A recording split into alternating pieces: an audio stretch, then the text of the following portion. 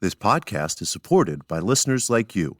We're grateful for your tax-deductible donation at newthoughtphilly.org or the link in the episode description. A practical prayer is a prayer that works. These discussions between Reverend Bill Marcioni and Carol Lawrence dive into the details of how it works and how to work it. Reverend Bill is a New Thought minister and the author of Practical Prayer for Real Results. Your new life begins with a new thought. Carol Lawrence is on a spiritual quest, finding the New Thought teaching after decades on the pulpit in 3 different traditional denominations. I've got some questions. Together, they're exploring the philosophy and activities that come together from many of the world's religions to create the practical spirituality that is New Thought.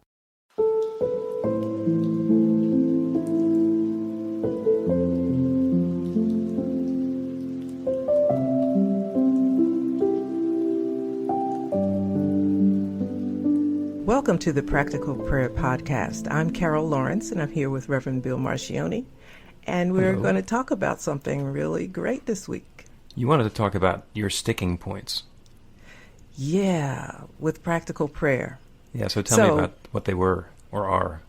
Okay, so making the transition from traditional prayer to practical prayer was the hardest thing, absolutely the most difficult thing to do. Not that I didn't want to do it, but intellectually it was hard for me to make the transition. And so this is the hardest thing, the first thing I'll mention, and then the second thing I'm still working on. Okay, so the hardest thing was knowing who I'm talking to. Because traditionally, you'll get in a position, there's you in the presence of this big God, whether he's close or far away, wherever God is, you are talking to that God. Right, some exterior deity. Yeah. And depending on, what you did prior to the prayer determines whether, that God is going to hear you or not, and so that's another subject. But assuming that you get everything in order and you're all, everything is right and blah, blah, you've done all your forgiveness stuff, you're talking to this external God. That was hard for me. So, but I'm cool with it now. Because a new thought God is within. Yes. Yeah. Yeah. And once I got that, I thought, okay, this is good. And you understand the reason for the difference in approach. I can answer that this way. The scripture says that our bodies are the temple of the living God. And there are several scriptures that talk about the oneness of God. And my favorite chapter, all of my whole life, has been John chapter 17. It's where Jesus is praying to God. And it's typically called the high priestly prayer. But it's so clear the way Jesus explains our oneness with God. And so I kept going back to that and thought, if I can get into the Christ mind, if I could get into the mind that Jesus had at the time of that prayer, I'll get it. And when I said that, it was instant. Yeah.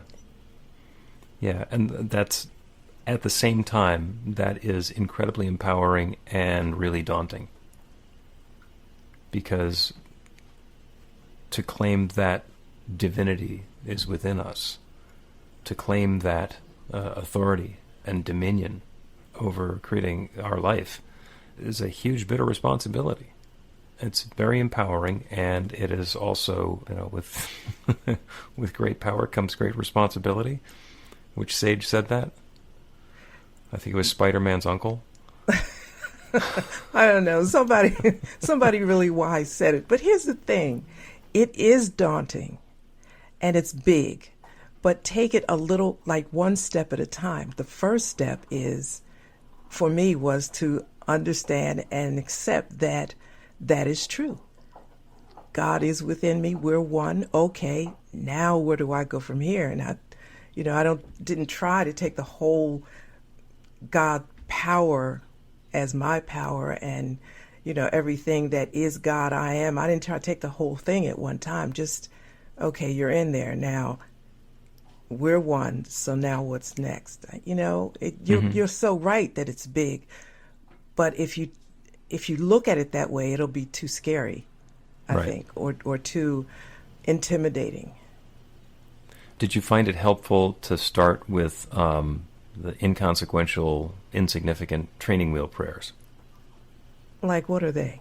It's the ones where you pray to find money on the sidewalk, or you for easy parking spaces, or the subway showing up when you get to the platform.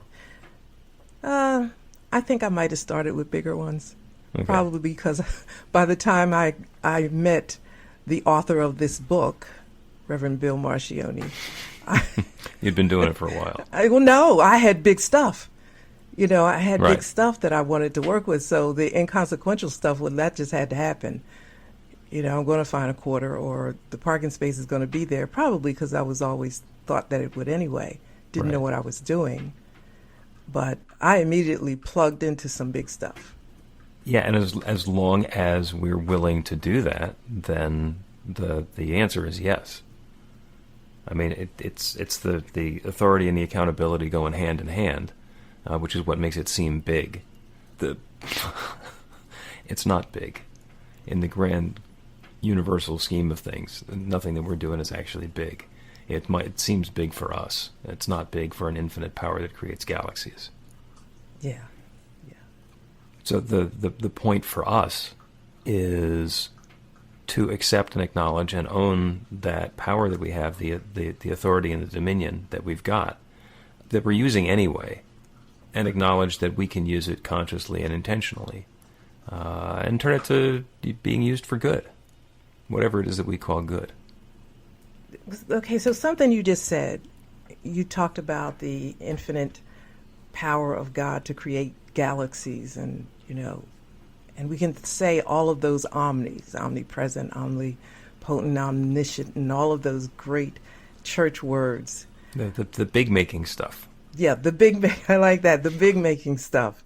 But then, I'm slow about things like, okay, stop right there. That's challenging us to see or say, what do I really think about God? Because if this God is one within me and I'm one with this God, and we're one, wrapped up, tied up, and all that business, then I need to know what my perception of God really is. And when you said that there's nothing big, God is big, this stuff that we think is big is really small. It's really coming to terms with how I perceive God. I know God can get me a parking space. That's cool.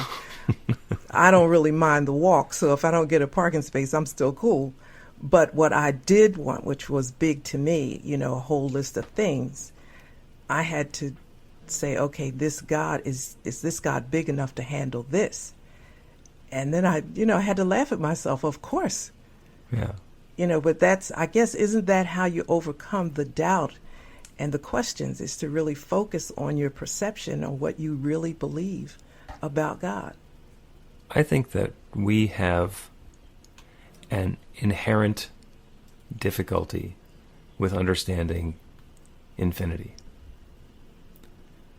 My concept of the universe has some sort of an edge. When I think about it, it gets really, really, really big, but there's something, and then outside of that, there's not something.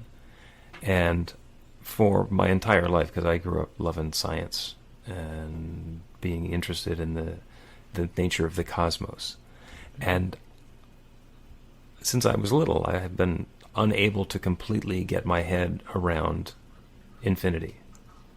Like the universe goes out to infinity. Now, I understand that it does, and I can talk about it does, and I've got the theoretical construct, but I don't have the mental model of what that really means. That's as big as I can possibly imagine, and then bigger than that. And when I get to the end of it, it's not the end of it, because it keeps on going. And maybe it loops back on itself, and maybe there's something going on that we haven't figured out yet. But the concept of the infinite is really big. And that's important because oneness is everything inside of that infinite. That infinite power that is God is part of this infinity. And we're part of it too. It's all part of that same one infinite creative presence. Now, I'm not the biggest element in it. I just look at myself on a physical scale as, one person walking around on one planet, in one solar system, in one galaxy, and there's billions of galaxies. Just on that scale, there's a difference between me and the infinite. But because it's all one, I'm part of it. I am an active participant in that creative process. So however big God is, it's an inside job. I like that. Yeah, it's an inside job. It's an inside job. Yeah. But once you pass that, you get a good concept of the bigness of God, which is a small word. But when you get that, then almost everything else flows. Yes. That initial concept of the infinite creative power and our oneness with it is what enables everything else. Those are the first two steps of the practical prayer. The first step in a practical prayer is to identify that infinite power and whatever aspect of it that was going to be applying to our particular prayer. And the second part is to identify our oneness with it. Because in that way we are aligning ourselves with that infinite creative power and letting it create something new, which it's doing all the time anyway, but to do it in accordance with what is going to feel good and support us and our environment and our families and our life in this next period of time. So here's a challenge for you. There's two steps, right, between the realization and the gratitude step. Mm-hmm. So there probably needs to be a step between the recognition and the unity or the oneness step, because now I'm speaking purely from a traditional point of view. Okay. A traditional mindset. I am perfectly okay making this more complicated. We'll do an addendum to the book. We can add another class. So, and I'm all right with it being the core 6 steps or 8 or 12 or however many it takes, because the important part is that it works. So, I have an idea, but you tell me what your idea for that second. Okay, so don't blame me for adding another step, because this is getting big.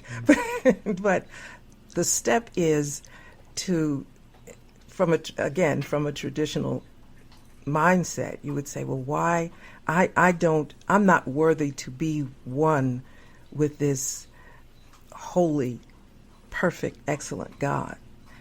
And so I would have to work out how that would be possible. Why would God, one of the things I used to hear in church is God can't be in the presence of sin or evil. And what's the other one? It's a fearful thing to fall into the hands of a living God. So once you're always made conscious of your imperfection, all have sinned and come short of the glory of God. And so you already know that you're already a mess to begin with. And, like you clean yourself up good enough for public appearances and go to work. But beyond all that, you're just all screwed up. So to think that you could be one with this magnificent, powerful, beautiful, excellent, perfect God is like, that can't be. So there's an assumption. Yeah. There's an assumption with a hidden belief. Real deep, and so then you get into forgiving yourself, and, God is forgiving, and I struggled with that God is forgiving part, because I figured, he doesn't have to be forgiving. He already knew all this, but then to say he's not forgiving is presumptuous of me. There's a whole bunch of stuff in that you got to work through, Yeah. And that's all based on prior beliefs. Let's take a quick break, and when we come back, we will talk about assumptions and second-rate work. Okay. You can put practical prayer to work in your life, and Reverend Bill Marcioni can help. He is offering an online class that teaches you to create your own practical prayer in 5 weekly 1-hour sessions. The final hour brings your practical prayer together, anchored in live original music by a notable New Thought musician. Practical prayer is based on the most effective prayers found in religions and spiritual practices all over the world. Use it to deepen ever more fully into the truth of your spiritual nature. It's the core of a transformational spiritual practice that's simple, even if it's not always easy. Reverend Bill is also available for private spiritual counseling prayer sessions. Together, you'll lean into the challenges you've experienced in life and explore the transformation that's possible through practical prayer. You'll uncover old, hidden beliefs and uproot them to make way for the life of your dreams. Everything you need to know is on the website at b-the-light.com. That's b-the-light.com.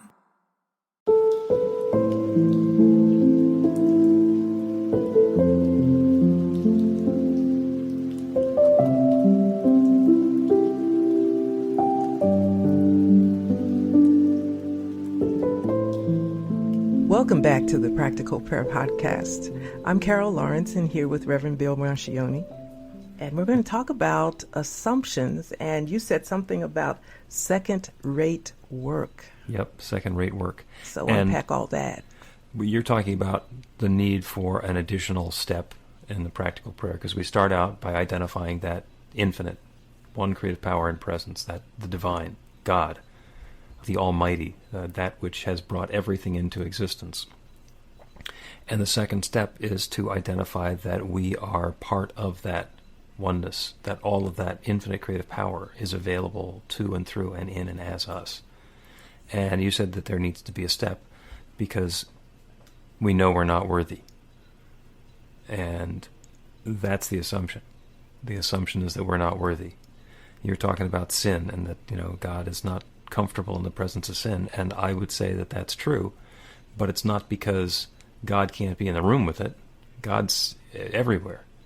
It's because God doesn't see it as a sin. We see it as a sin. There's stuff that was perfectly okay, written down in the Bible. This is how you treat your slaves. It's not okay anymore. It probably wasn't okay then, but it still made it into the book. And the judgment about whether that's good or not, whether that's acceptable, whether the Me Too movement should happen or not, that's not God's. That's up to us. We get to choose what's going to be okay, what's sin and what's not sin. So God's not present in sin because God doesn't see sin. And you're talking about forgiveness. God doesn't forgive you because it's already forgiven. I've mentioned before that when we do something, God's okay with it. God loves you. You do something that the world considers to be fabulous. You become Mother Teresa. God loves you. You do something horrible, you become Adolf Hitler. God loves you. That's because that's what God does. God so loved the world that he gave his only begotten. Everything in the world, everything that exists, is God's creation, is God sharing itself as its creation. And we can even logic that out. Because if I'm in a relationship with someone and I can do something that that person considers to be a sin or bad or unacceptable or whatever, I can piss them off. I can get them angry. I can then control their behavior. I can do this and get that reaction, or do something different and get a different reaction. And if I'm doing that, then I'm in control of the relationship. And if I can do something that's going to anger God, that God's going to have to stop doing something and go to forgiveness, if I'm going to do something that's going to change God, that is the height of arrogance. I'm in control of that relationship. And I don't know what kind of God, what kind of infinite power is going to be controlled by me having a hissy fit. So it's the assumption that anything that we're going to do is going to change God. We are not. God is infinite. That's back to the infinite and our oneness with the infinite. There is one infinite creative power that has created everything, and it's done that in perfection. God doesn't do any second-rate work. There's not like the good galaxies and then the backwater galaxies. There's not the nice part of God's creation and then the reject part of God's creation. Everything that exists, everything, is a divine and perfect expression of God's love, sometimes showing up in ways that are really obvious to people like you and me and the folks who are listening, and sometimes in ways that are really mysterious. Sometimes the biggest challenges, the biggest difficulties, the biggest things that come along that are difficult for us are the challenges that we surmount, the obstacles that we overcome to bring more goodness into our world. We see it as a problem, but by surmounting the problem, we have created something new and wonderful that wouldn't have happened if we didn't have the challenge or the problem to begin with. So God doesn't do any second-rate work, ever, which means that everything is the Class A top of the list. Everything is God's gold star. That includes you. That includes me. That includes everything, everyone, everywhere. And we got to own it.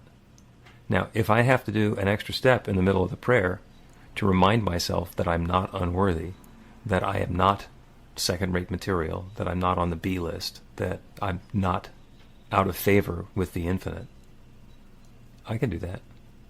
In fact, a lot of times that's what I'm doing in the prayer. I get myself clear enough with that infinite creative power that created everything, and then I own it. And when you see people who have been doing practical prayer or spiritual mind treatment for a while, you might notice that depending on what the prayer is, they get hung up in one of the steps, and it goes on for a while and a while and a while and a while.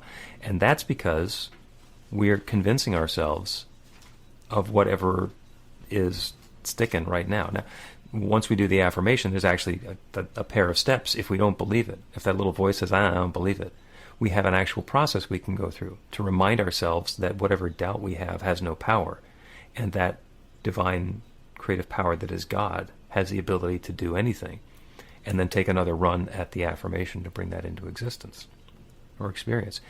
If you find yourself going from the recognition step where you're talking about the infinite power and presence of God, and you have doubt when you try and get into I am one with that, then do the refutation and reaffirmation steps there. Because if you are going into a prayer thinking that you're less than, thinking that you're not going to get what it is that you're asking for, taking God's power away from yourself and putting it somewhere else because you're not worthy of it, it doesn't matter what your affirmation is. You are going to get the results of what you believe, which is that you don't deserve it, instead of the result of what it is that you're claiming. I get it. I remember something you said, and I can't remember whether it was in a class or wherever. We're talking about Jesus and practical prayer. And you said something that caused a light bulb to go off. You said Jesus didn't have to do step 1 and 2. He could just go right straight to the affirmation because he was living the whole thing. He was living 1 and 2.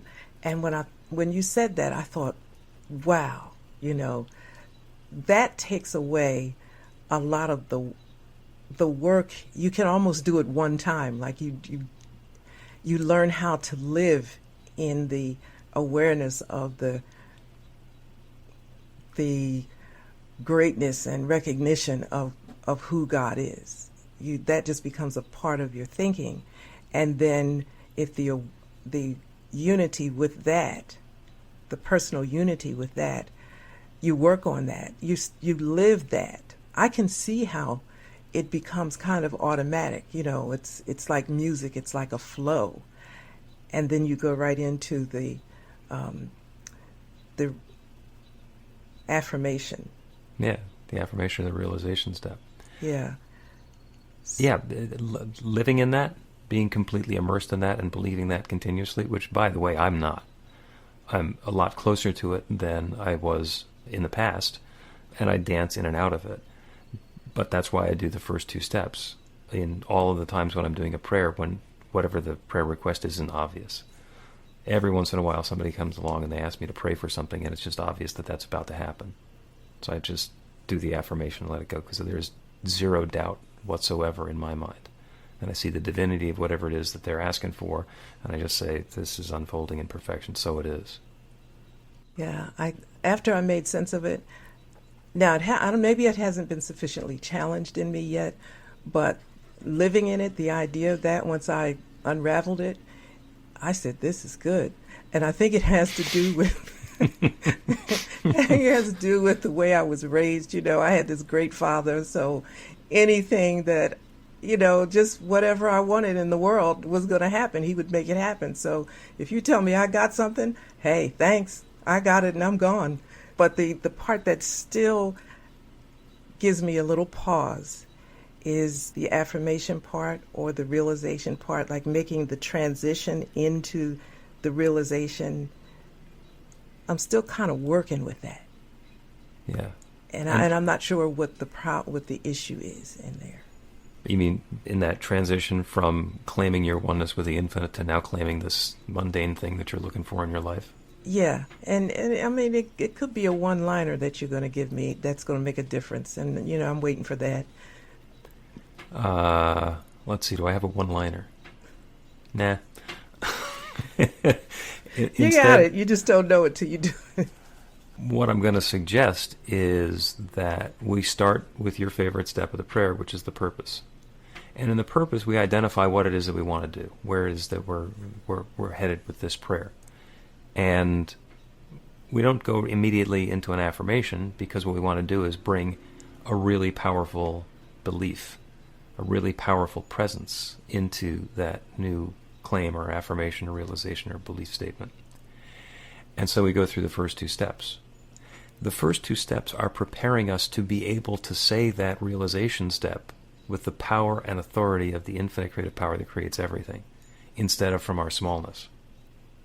So instead of thinking that you're making a transition into the realization step, think of the first two steps as preparing you to get to the point where you're ready to say that in a way that's powerful and believable to you.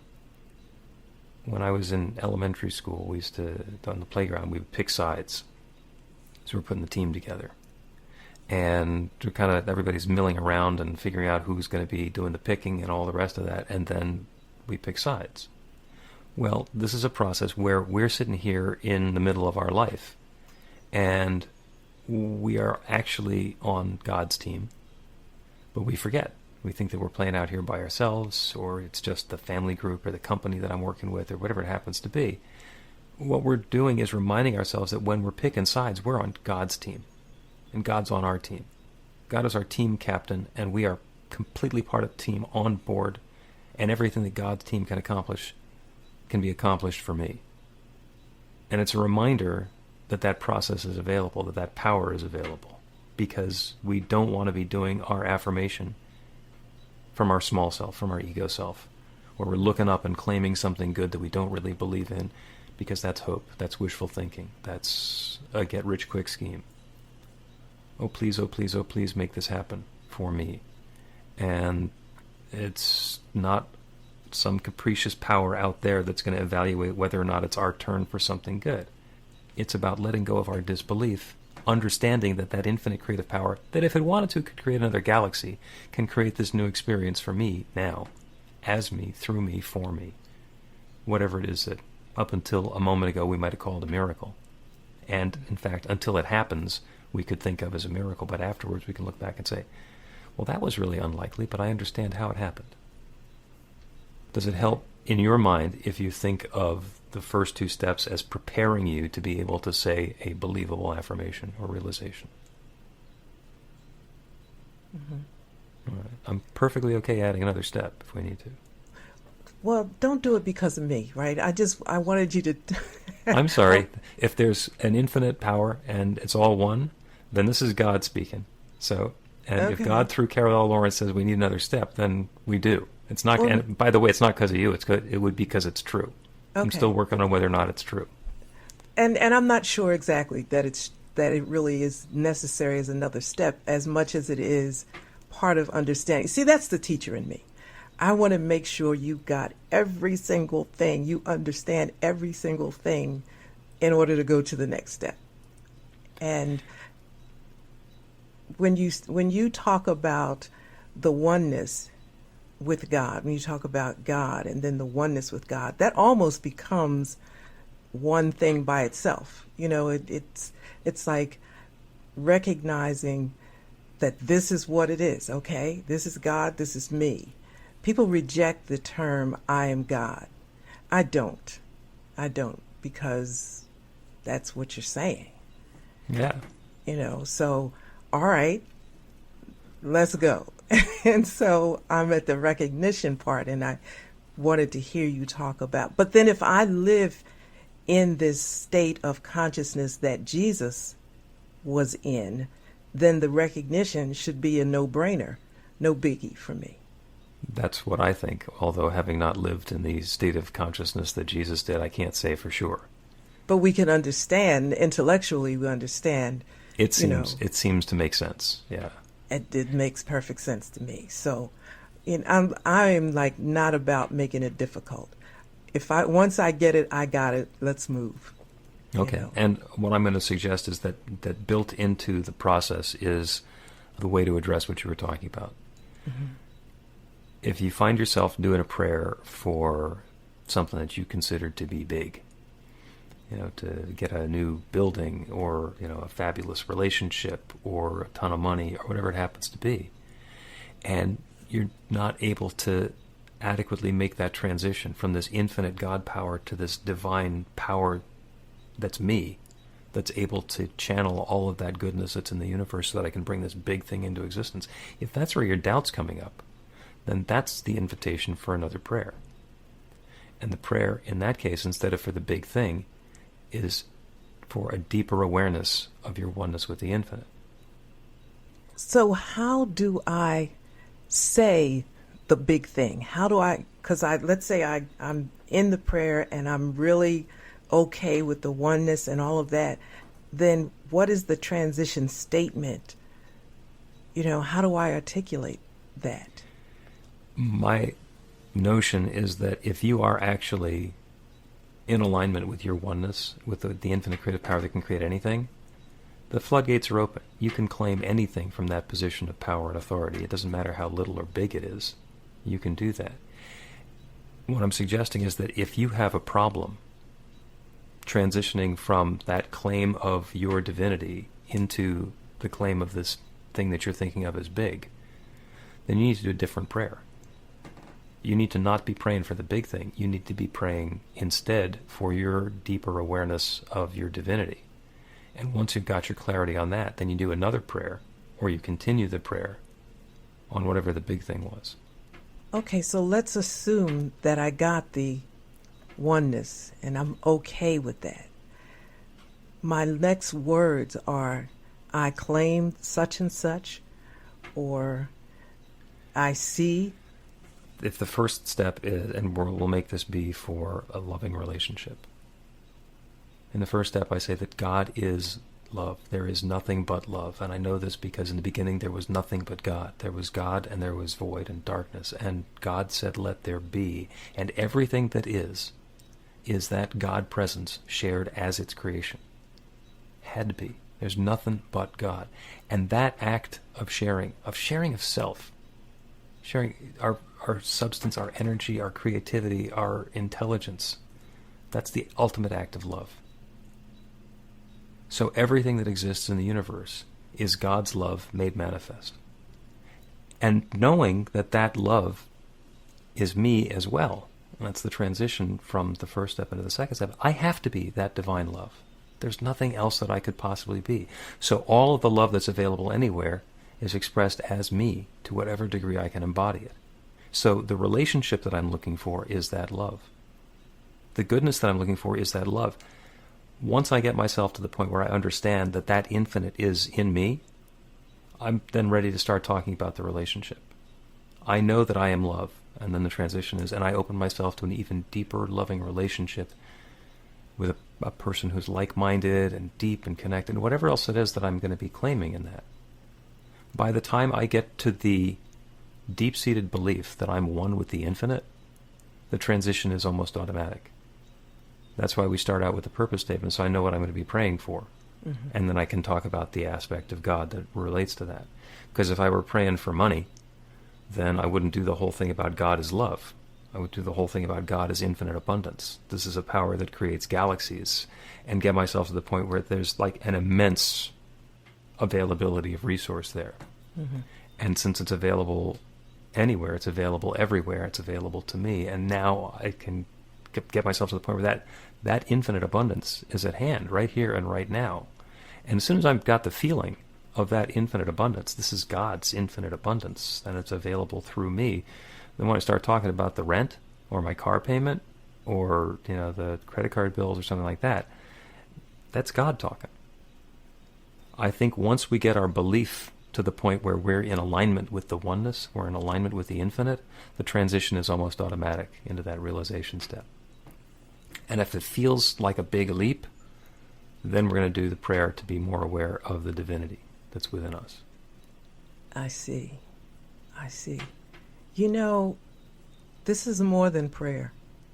It's a consciousness of all the time. It's just an all the time state of mind, it seems.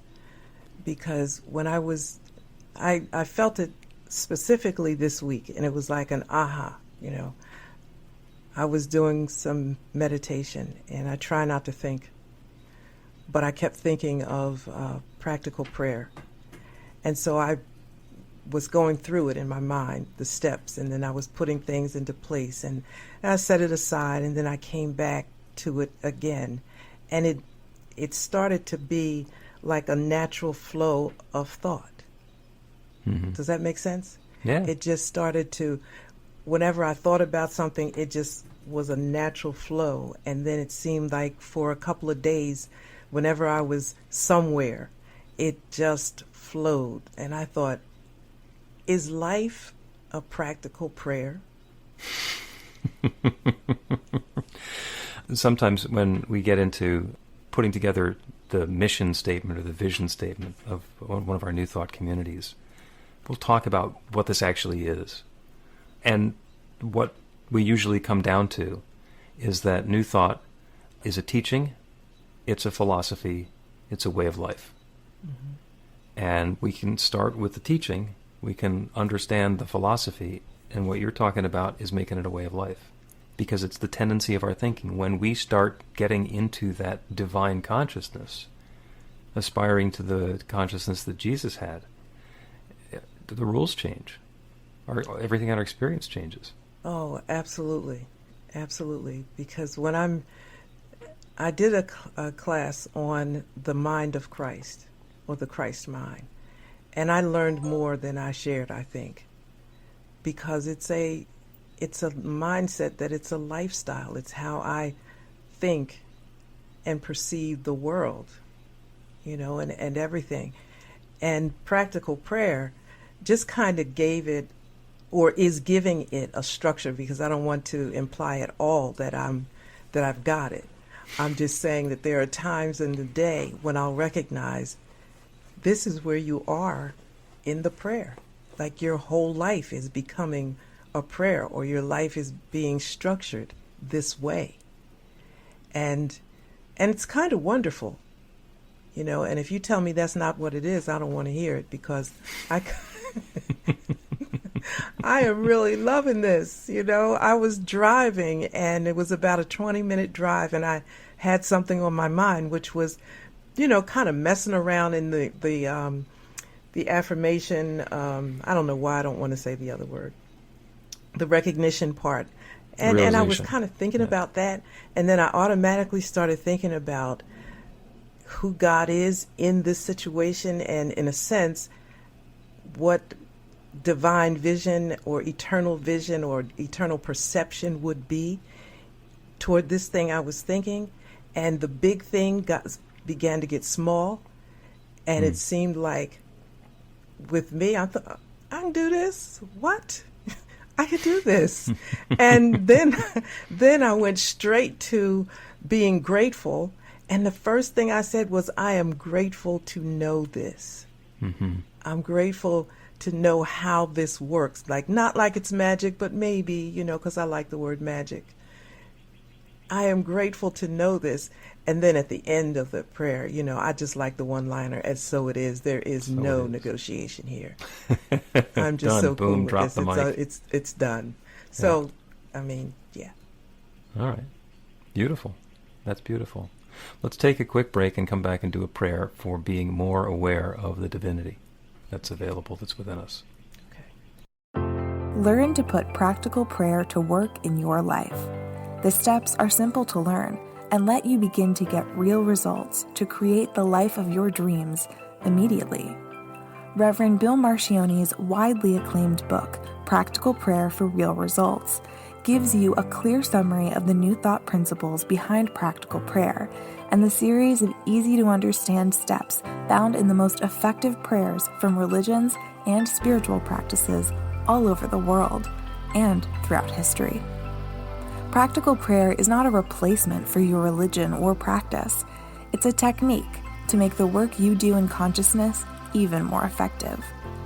The book includes 40 prayers on various topics that you can adapt as needed and use as your own. Practical Prayer for Real Results is available in paperback, Kindle, and audiobook on Amazon or at b-the-light.com. That's b-the-light.com.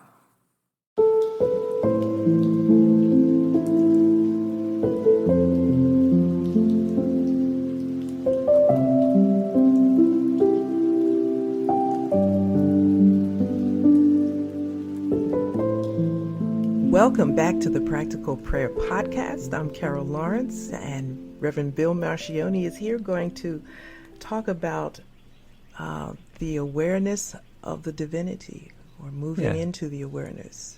We're going to do that prayer that we would do if we try to do a prayer for something we think is big and don't have a comfort level with moving from our claim of our divinity into the realization step of claiming the car or the relationship or the different experience in our health based on a diagnosis or something like that. If there's something that we're considering to be big and what we're getting is that we're not worthy of making that claim, we can wind back to zero and do this prayer instead. And this is the prayer of knowing that the divine is within us, and that's going to be standalone. That's the big thing that we're praying for here. So everyone who's listening is invited to close your eyes or go into a soft focus, unless, of course, you're driving a car or operating heavy machinery, in which case please use your good judgment. As we turn our attention away from the details in the world around us to the truth within, the truth that underlies everything, the truth that there is that one divine power and presence, that one infinite creative power that creates everything. We call it God. We call it spirit, we call it nature, we call it the Big Bang. Whatever it is that we call it, it is the one from which everything flows. Everything, everyone, everywhere is that divine presence taking particular form. And we know this because everything came from the one. In the beginning there was darkness and void and God. All there was God. And then God said, let there be light. And the creative law responded, and there is light. And the light is created by God sharing its energy and its substance and its presence and its power as the light. Everything that exists is that divine God presence expressed in its own specific and particular way. Everything is that divine presence. Everyone, everywhere is that divine presence. And so I am that divine presence too. All of that power, all of the ability to say let there be is available to and through and in and as me as well. I am that divine power and presence, expressing in a way that is unique and specific and especially me. So I know that I am aware of that divine power and presence within me at all times, in a more deep and profound and delightful way in every moment. I am that divine power and presence expressing as me. I know that each one is that divine power and presence expressing in a unique and wonderful way. We are each individually and all together that divine creative power and process, and all of the good, all of the love, all of the harmony, all of the vitality and health, all of the balance and sweetness and richness and perfection that is available anywhere is available to each of us. It's available at a claim of saying, let there be. And that infinite creative power is ever ready to let it be. So I now claim that each one of us is even more fully aware of that divinity within, of that infinite power and presence that's the truth of what we are, in ways that are rich and wonderful and profound and uplifting for each of us. There's nothing that opposes this. There is no power in the universe that opposes that divine power of God. And there is nothing that prevents our awareness of that divine power that's the truth of what we are from being in our awareness. I'm so grateful for this goodness. I'm so grateful for the wonderful way that this is showing up in our lives. I'm so grateful for the even deeper awareness of the good, of the love, of the harmony, of the creative power that's not just available, but that is us. With gratitude for this good, I speak this word of intention, of upliftment, of insight, of knowledge, of knowing, of belief for each one of us. And I let it loose into that same creative law that has always said yes, knowing once again it's saying yes. And so it is. So it is. That was beautiful.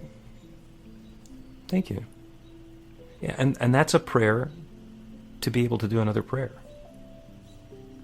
Because from that awareness that we're not second-rate material, that we are not limited by any feelings of unworthiness that we have, we're opening ourselves up to even greater greatness. And this is all a process, it's all an unfoldment. If I get pushback on any of the steps, then that means that it's time to do a prayer about wherever the resistance is coming from.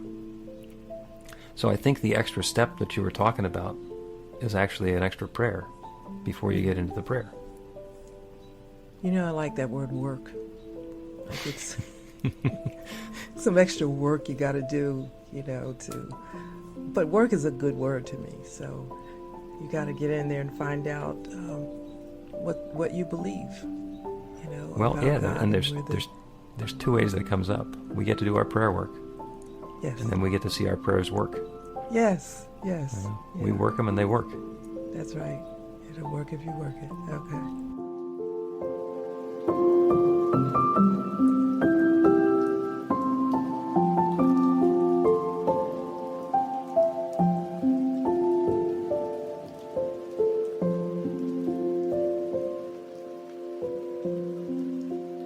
The Practical Prayer Podcast with Reverend Bill Marcioni and Carol Lawrence is a production of BeTheLight.com. be-the-light.com, where you can find more information about practical prayer for real results. Our theme is by Music of Wisdom. You can learn about the spiritual community of New Thought Philadelphia with daily guided meditations, Weekly celebrations of spirit and Reverend Bill's classes in practical spirituality at newthoughtphilly.org.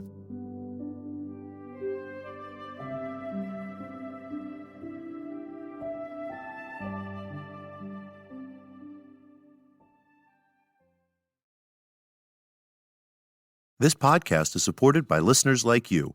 We're grateful for your tax-deductible donation at newthoughtphilly.org or the link in the episode description.